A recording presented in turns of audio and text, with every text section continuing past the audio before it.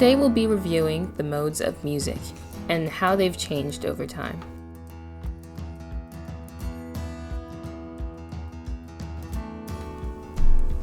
From the music box to the phonograph, the AM radio, and the Walkman, music has been held close to us and those that we care about.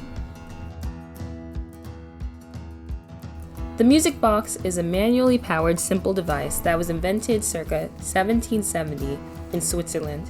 While they initially were pocket-sized, models as large as shoeboxes were soon commonly produced. Music boxes contained a rotating metal cylinder with 96 comb-like teeth. The invention of the phonograph quickly made these irrelevant, though you will still see music boxes in stores, often found in jewelry boxes.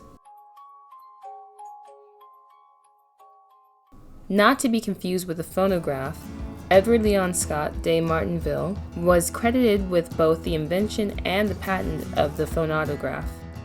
The French musician patented his creation March 15, 1857.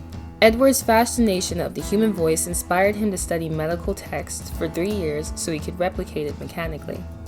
Though he didn't make money off of his groundbreaking invention, its evolving design directly influenced our next contender. Thomas Edison is credited with the creation of the phonograph, which is still a well-known device to this day despite its obsolescence. The phonograph utilized 2 diaphragm and needle systems. The first records were made of paper, then metal wrapped in foil. While Edison drew the designs, he collaborated with John Creusy, who finished building it in just over a day's time. The phonograph was designed to both record and play back live sounds. Though revolutionary, the design was flimsy.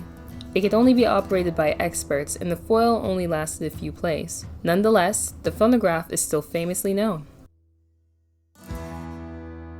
German designer Emil Berliner patented the gramophone in 1887 and subsequently created the process for mass-producing records.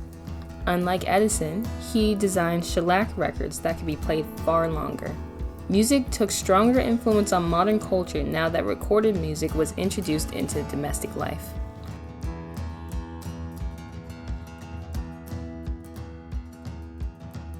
Created by Louis Glass and William S. Arnold, the jukebox was also known as the nickel-in slot phonograph.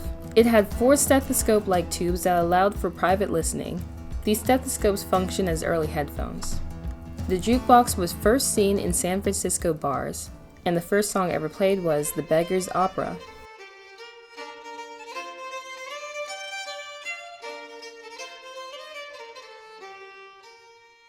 Before commercial music stations, radio signals were utilized in the form of Morse code and were used in the military. But Reginald Fessenden was the first to experiment with transmitting live human voices and successfully sharing music from his station in Brant Rock, Massachusetts, as far as Virginia. The first radio entertainment broadcasting was at the Metropolitan Opera House in New York City, but the first commercial radio station was KDKA, based in Wilkinson, Pennsylvania, 1920. Vocoder is also known as the voice operation demonstrator. The device was heavy and difficult to operate, leading to its short lifespan. It was strongly used in the military in the early 20th century and patented in 1939. Its first popular musical application was for A Clockwork Orange by Wendy Carlos, but the vocoder did not gain popularity until the release of the album Autobahn. The vocoder was a machine that emulated or masked a voice. To set up, a person would record a set of phrases, which the machine would then create new ones. Popular modern examples of this are Vocaloid, Siri, and voice filters on social media. While the original video cassette tape was released in 1935, in 1962, the company Philips created the first cassette tape for audio. The Sony Walkman was a portable cassette player designed to be listened to with headphones. After its release, Sony produced new lightweight headphones that spread like wildfire. The Walkman was made of aluminum, then plastic. In the 1970s, Philips and Sony competed to have the first prototype of the compact disc. In a turn of events, the companies joined efforts in 1979. After the CD Red Book was released in 1980, they parted ways to develop their own systems. The MPEG Audio Layer 3 underwent development for a decade and was finally ready in 1992, but it didn't catch on. Why not?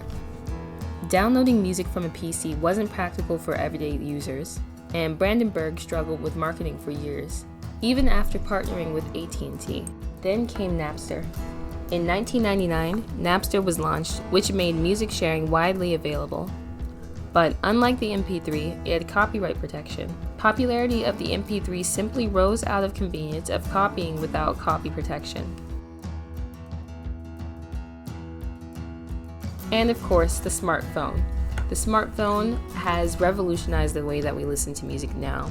Though MP3 players, iPods, Zunes were widely marketed, the normalization of using smartphones has turned our attention from separate music devices to separate music apps. While some people do still turn to downloading their music, they can use Apple Music, Shazam, Spotify, YouTube, and Google Play Music. And with this, users have been able to save so much money. With this music widely available, they only pay for removing advertisements or to download their music offline.